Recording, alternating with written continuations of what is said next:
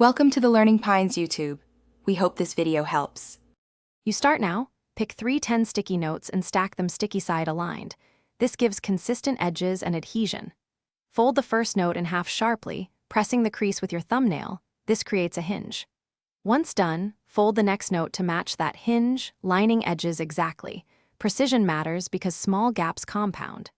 Make sure to rotate the stack as needed so grain runs the same way, then press firmly along each new fold to lock the shape. Continue by interlocking folds to form the mid-structure. Slide one folded edge into the next pocket, alternating orientations to distribute stress. You want a snug fit, so press seams flat and add small 1/2 or 1/3 width strips where corners need reinforcement. This prevents tearing. Once the core holds shape curves by scoring lightly and bending gradually. Avoid sudden bends that snap fibers. Make sure to check symmetry as you go, adjusting layers so the final silhouette stays balanced.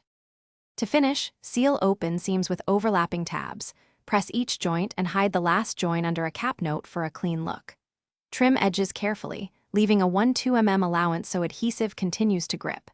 If a tear appears, patch it immediately with a 1/2 width reinforcing strip on the inside.